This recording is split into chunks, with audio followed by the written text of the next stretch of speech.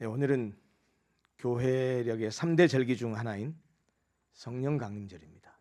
신앙생활하는 많은 분들이 성탄절, 부활절, 그리고 추수감사절을 교회의 3대 절기로 알고 계시지만 기독교 역사에서 전통으로 기념해온 진짜 3대 절기는 성탄절, 부활절, 그리고 추수감사절이 아니고 성령 강림절입니다. 이 세 절기의 공통점은 모두가 다 삼위일체 하나님의 구원 사역을 보여주는 거룩한 이정표라는 데 있습니다. 잘 아시겠지만 성탄절은 하나님의 아들 예수 그리스도께서 인간의 몸으로 이 땅에 오신 성육신 사건을 기념하는 날입니다. 부활절은 그 예수님께서 우리의 죄를 위해서 십자가에 못 박혀 죽으시고 3일 만에 죽음의 권세를 깨뜨려 승리하신 날입니다. 그리고 성령 강림절은 부활 승천하신 주님께서 약속하신 대로 당신의 백성들을 위해 곧 교회 위에 성령을 부어주신 날입니다. 오늘이 바로 그 성령이 강림한 것을 기념하는 성령 강림절입니다. 약속하신 성령이 강림한 날은 예수께서 부활하신 후 50일째 되는 날이었습니다. 영어로는 50번째를 뜻하는 헬라어 펜테코스테라는 데서 유래한 영어 단어는 펜티코스트라고 보통 말을 하고요. 한자어 우리말은 5오에 열을 순자를 써서 오순절이라고 부릅니다.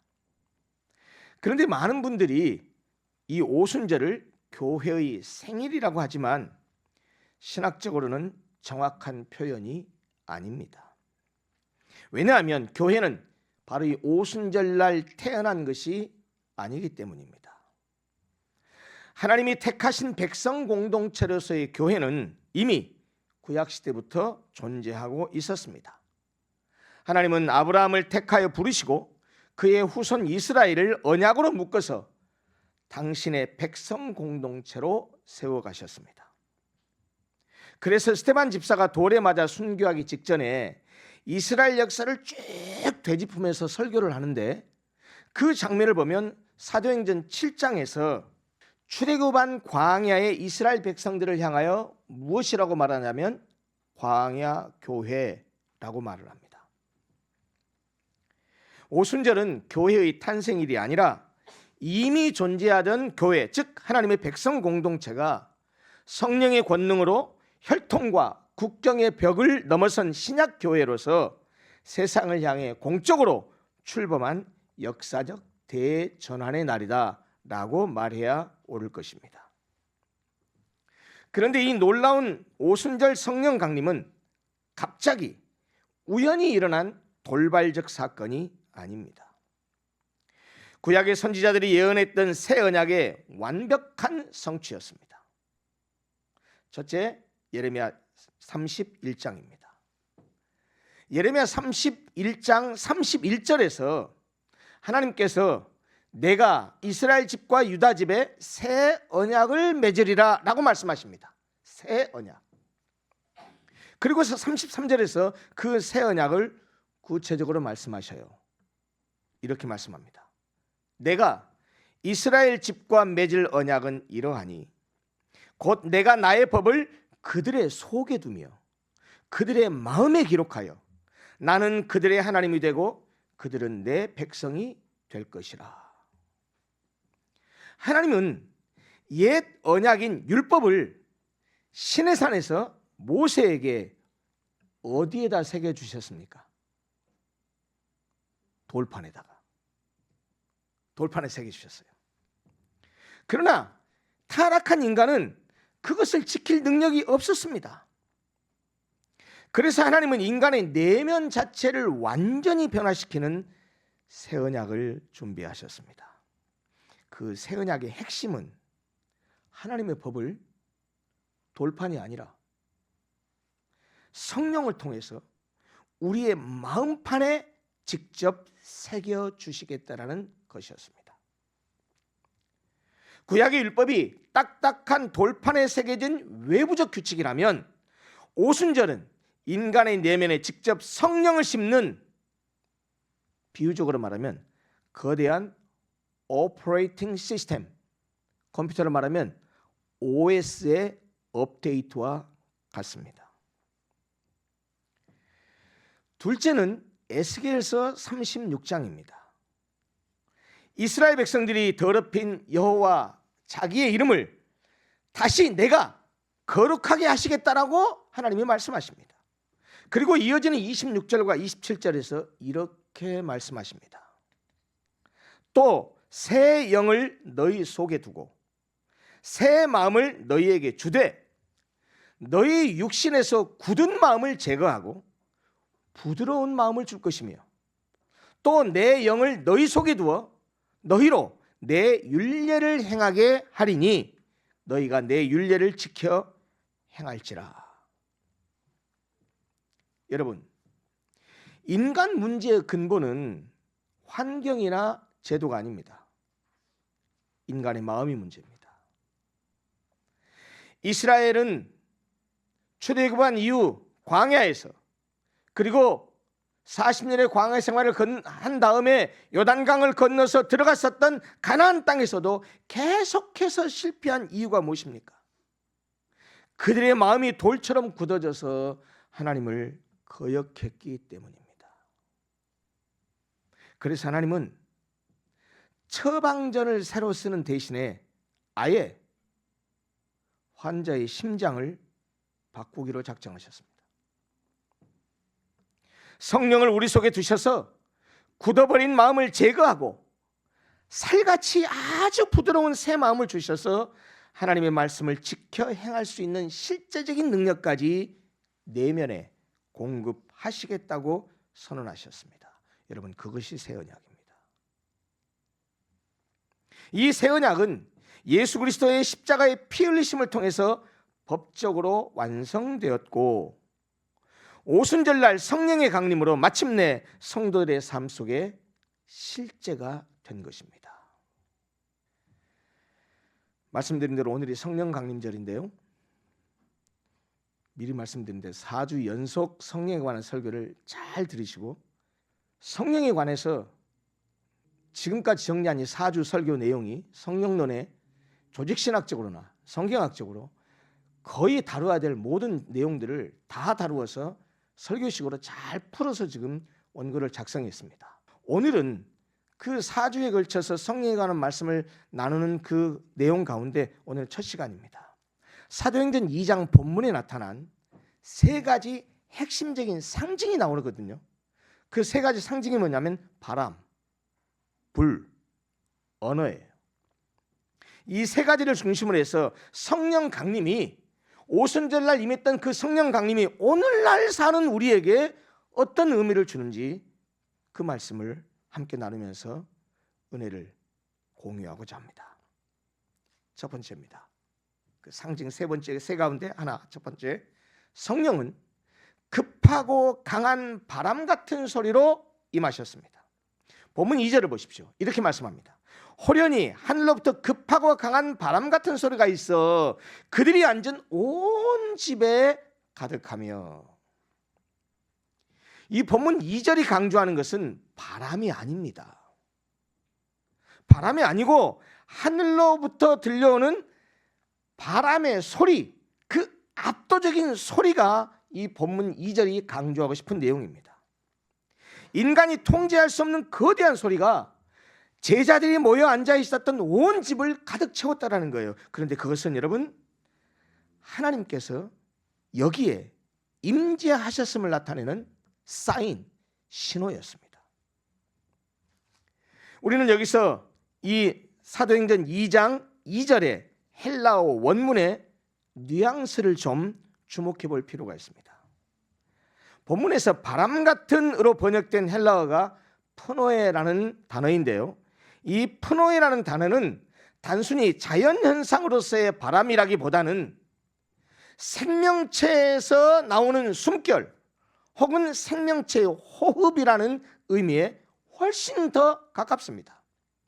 그리고 이 단어는 구약의 히브리어 루아흐, 완벽하게 대칭을 이룹니다. 구약에서 루아흐라는 단어는 바람을 뜻해요, 1차적으로. 그런데 동시에 숨결, 하나님의 영을 의미하기도 합니다. 이 말은 오순절날 다락방을 가득 채운 급하고 강한 바람 같은 소리는 자연의 폭풍우 소리가 아니라 온 우주를 창조하신 하나님의 거대한 창조적 숨결이 임하는 소리였다라는 뜻입니다. 그리고 이 장면은 하늘로부터 급하고 강한 바람 같은 소리가 온 집에 가득했다라고 하는 이 장면은 구약 성경의 가장 드라마틱한 두 장면을 동시에 연상시킵니다. 그 첫 번째 장면은 창세기 2장입니다. 하나님께서 흙으로 사람을 빚으셨을 때 그것은 아무런 생명력이 없는 그냥 차디찬 흙덩어리에 불과했습니다. 그런데 하나님께서 그 코에 하나님의 숨결, 곧 생기, 히브리어 원어로는 니시맛 루아흐라고 합니다. 이 하나님의 생기를 불어넣으시자 그 흙덩어리가 살아 움직이는 생명이 되었습니다. 또 하나의 장면은 에스겔 37장의 마른 뼈 골짜기입니다. 죽음의 냄새가 가득한 사망과 절망의 골짜기에 있는 바짝 말라 비틀어진 뼈들만 있었는데 그 뼈들에게 하나님의 숨결이 임하자 죽은 뼈들이 일어나서 거대한 군대를 이루었습니다. 오순절 다락방에 임한 바람소리가 바로 이 창조의 숨결이요 살려내는 생기였습니다. 예수님이 십자가에 못 박혀 돌아가시자 깊은 절망과 두려움에 사로잡혀서 문을 걸어 잠그고 숨어있던 제자들이 그들에게 성령의 숨결이 그 다락방에 휘몰아치자 그들이 문을 박차고 세상 밖으로 뛰어나가서 십자가와 부활을 담대히 선포하는 하늘의 군대로 변화되었습니다. 여러분, 이 사건은 오늘날 우리에게 매우 중요한 영적인 진리를 가르쳐 줍니다. 교회는 인간의 세련된 조직이나 경영 기법 혹은 화려한 프로그램으로 살아가는 인간적 동호회가 아닙니다. 교회는 오직 하나님의 숨결인 성령의 생기로만 살아가는 영적 유기체입니다. 따라서 교회가 정말로 두려워해야 될 것은 교인 수가 줄어드는 것이나 재정이 부족해지는 것이 아닙니다. 내 안에, 우리 교회 안에 하나님의 숨결인 성령의 생기를 잃어버리는 것, 그것을 교회가 가장 두려워해야 합니다. 또 우리에게 가장 필요한 것은 오순절 다락방에 입혔던 그 거룩하고 압도적인 그 성령의 바람, 그것이 바로 우리가 가장 추구해야 될 것이고 우리에게 가장 필요한 것이라는 말씀입니다. 두 번째 상징입니다. 성령은 불의 혀처럼 갈라지는 것들의 모양으로 임하셨습니다. 3절을 보십시오. 마치 불의 혀처럼 갈라지는 것들이 그들에게 보여 각 사람 위에 하나씩 임하여 있더니. 여러분, 구약에서 불은 언제나 거룩하신 하나님의 임재를 뜻했습니다. 모세가 하나님을 대면했을 때 떨기나무의 불꽃, 출애굽한 이스라엘 백성들을 인도했었던 광야의 불기둥, 그리고 성막과 성전이 다 완성됐을 때 그 제단에 임했던 하나님의 불, 그 모두가 바로 하나님의 임재를 뜻하는 것이었습니다. 오늘 본문 오순절에도 무엇이 임했어요? 불의 혀처럼 갈라지는 것들이 임했어요.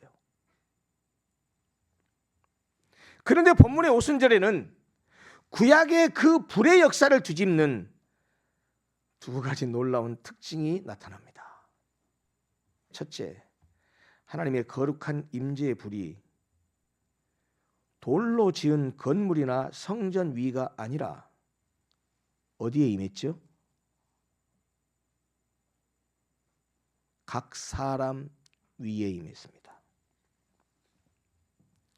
여러분, 이것은 엄청난 구속사적 대전환입니다. 구약의 하나님의 임재는 철저히 제한적이어서 성막의 지성소라는 특정 장소에만 머물렀습니다. 백성들은 거기 접근조차 못했어요.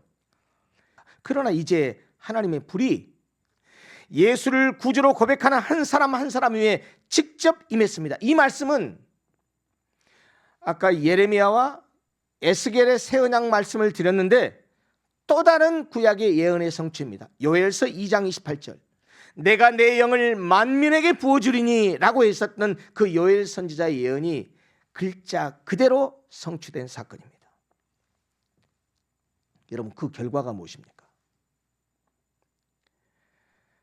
성령을 모신 성도 한 사람 한 사람이, 그리고 그들이 모인 교회가 바로 걸어다니는 하나님의 성전이요, 그들이 바로 거룩한 지성소가 되었습니다.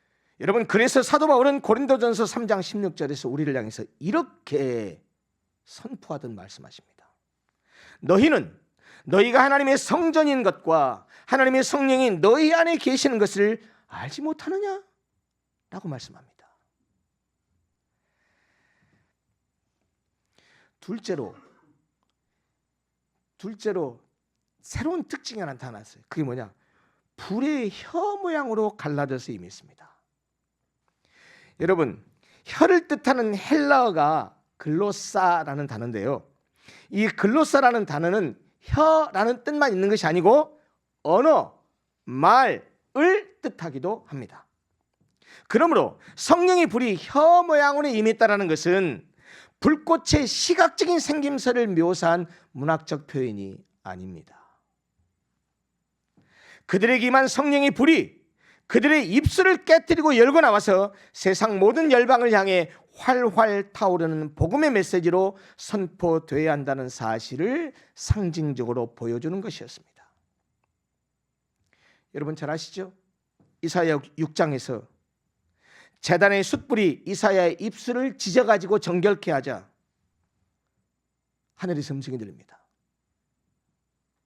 내가 누구를 보내고 누가 나를 위하여 갈고? 그때 이사야가 뭐라고 응답합니까?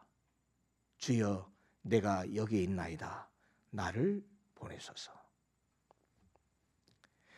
이사야가 그렇게 응답했던 것처럼 성령의 불은 우리의 내면을 정결케 하는 동시에 우리의 입술을 열어 복음을 선포하게 만드는 원동력입니다.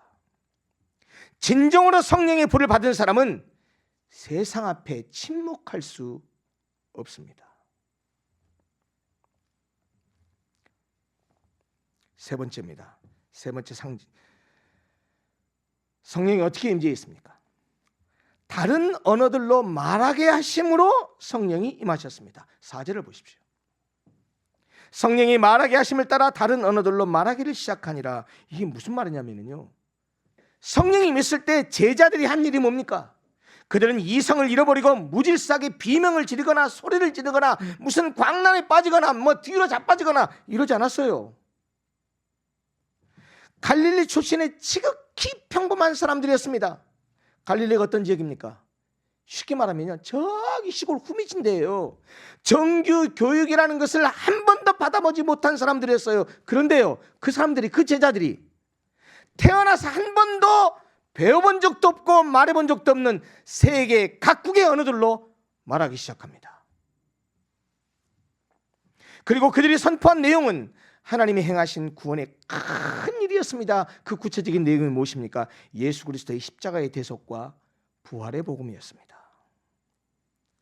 제자들이 성령의 충만함을 받아 터뜨린 오늘날 우리가 흔히 방언이라고 말하는 이 다른 언어들은 알아들을 수 없는 황홀경 속의 음성이 아니라 로마, 소아시아, 이집트, 메소포타미아 등 각지에서 온 사람들이 자기가 온 그 고향의 언어로 똑똑히 정확하게 알아들은 실제 언어였습니다.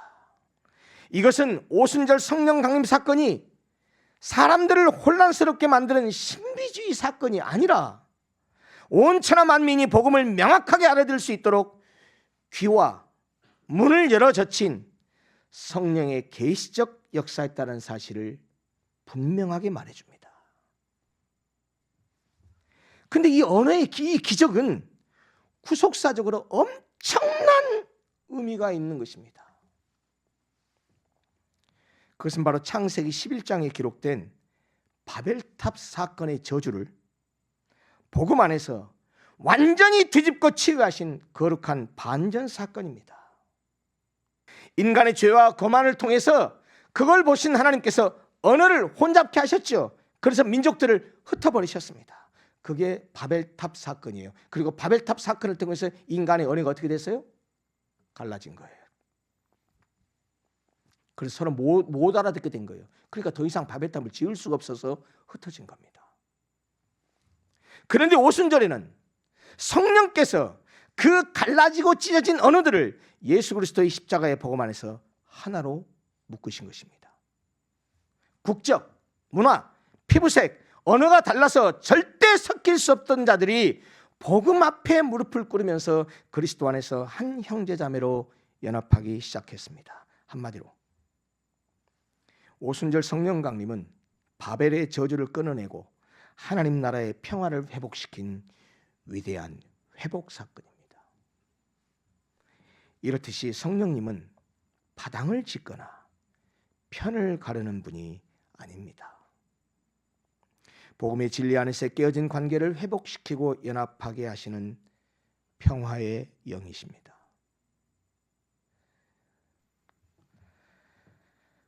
교회는 특정한 혈통이나 한 민족만의 폐쇄적 공동체가 아니라 지구상의 모든 언어와 민족을 가슴에 품는 우주적이고 선교적인 공동체라는 사실을 이 언어의 하나됨을 통해서 성령께서 보여주신 겁니다. 세 가지 상징은 말씀드렸습니다. 마지막으로 한 가지만 더 언급하겠습니다. 오늘 우리가 읽었던 본문 2절의 첫 단어 호련히라는 단어를 주목하십시오. 이 호련이라는 단어는 단순히 갑자기 돌발적으로 라는 뜻이 아니라 매우 깊은 신학적 주권 선언입니다. 성령의 강림과 성령의 강력한 임재는 인간의 준비나 노력, 인간의 정성이나 종교적 공로로 만들어낸 결과물이 아니라는 겁니다. 제자들의 열혈 기도가 성령을 끌어내리는 것이 아니라 이미 약속하신 하나님께서, 그 약속에 신실하신 하나님께서 주권적으로 성령을 보내주신 겁니다. 제자들이 한 것은 뭐냐? 그 약속을 믿고 기도로 준비하며 기다렸을 뿐이에요. 그리고 그날이 바로 오순절 날이었던 것입니다. 여러분, 그렇게 우리는 참된 소망이 있는 겁니다. 왜요? 우리의 어떠함에 따라 성령이 오고 가는 것이 아니라는 거예요. 나의 상태가 연약하고 나의 믿음이 흔들리고 우리 교회가 때로 부족해 보일지라도 교회의 참된 주인이신 하나님께서 오늘도 당신의 절대적인 주권과 열심을 가지고 성령을 통해서 자기 교회를 친히 붙들고 계시고 끊임없이 당신의 교회를 새롭게 하시기 때문입니다. 여러분, 따라서 내가 내 힘과 내 열정으로 교회를 억지로 살려내야 한다 라는 영적인 중압감에서 벗어나기 바랍니다. 성령은 인간의 프로그램이 만들어내는 에너지 음료가 아닙니다. 하나님이 부어주시는 생수의 강입니다. 우리가 해야 될 일은 오직 하나, 오순절 다락방의 제자들처럼 나의 무능함을 인정하고 주님의 신실하신 약속을 끝까지 붙들며 거룩하신 성령 앞에 믿음으로 무릎을 꿇는 것뿐입니다. 이제 말씀을 정리하고 마치겠습니다. 오늘 우리는 오순절 성령 강림 속에 담긴 세 가지 진리를 나누었습니다. 첫째, 성령은 창조의 숨결로 임하십니다. 마른 뼈같이 메마른 우리의 심령 속에 하나님께서는 생기를 불어넣으셔서 우리를 다시 살아 움직이는 하늘의 군대로 소생시키십니다. 두 번째, 성령은 거룩의 불로 임하십니다. 성도 한 사람 한 사람의 심령 위에 임하셔서 우리를 하나님의 성전으로 빚어가시고 우리의 입술을 정결케 하셔서 복음의 증인으로 살아가게 하십니다. 셋째, 성령은 연합의 복음으로 임하십니다. 바벨탑의 저주로 갈라진 열방과 우리의 모든 깨진 관계들을 오직 예수 그리스도의 십자가의 복음 안에서 하나 되게 하시는 평화의 영이십니다. 여러분, 이 위대한 성령님이 어디 계십니까? 저 하늘 위에 계십니까? 2000년 전 성령 강림절에 임했던 그 다락방에만 계시는 분입니까? 오늘 예수를 주라 고백하는 저와 여러분의 심령 속에 지금 이 순간에도 그 성령께서 우리의 마음을 성전 삼고 안에 들어와 살고 계십니다. 이것을 성령의 내주라고 말합니다. 두려워 숨어있던 제자들을 세상이 감당하지 못할 증인으로 바꾸셨던 그 동일한 성령께서 지금 이 순간에 저와 여러분들 안에 거하고 계시다는 말씀입니다. 따라서 여러분, 삶의 자리에서 이 사실 하나만은 꼭 붙들고 사시기 바랍니다. 여러분들이 무슨 일을 하든 어떤 일을 하든 어떤 환경에 처해 있든지 간에 이 사실 하나만큼은 꼭 붙들고 사시기 바랍니다. 직장에서의 중압감과 두려움 앞에서, 나를 지치게 만드는 인간관계의 깊은 갈등과 피로함 앞에서, 그리고 나를 무기력하게 만드는 영적인 침체와 연약함 앞에서 고개를 들고 이 위대한 정체성을 선포하시기 바랍니다. 나는 하나님의 살아있는 성전이다. 오순절의 성령께서 지금 내 안에 거하고 계신다. 여러분, 이 믿음의 고백과 선포가 2000년 전 오순절 다락방에 임했던 그 창조의 바람과 거룩한 불꽃을 오늘 내가 발을 딛고 살아가는 내 가정과 일터와 삶의 현장으로 그대로 끌어오는 은혜의 통로가 될 것입니다. 이번 한 주간, 아니 여러분의 평생의 삶 동안에 내 힘과 내 능력이 아니라 내 안에서 파도치시는 성령의 강력한 생기와 숨결을 따라 담대하게 승리하며 살아가시는 복된 하나님의 걸어다니는 성전들이 되시기를 간절히 소원합니다. 기도하겠습니다.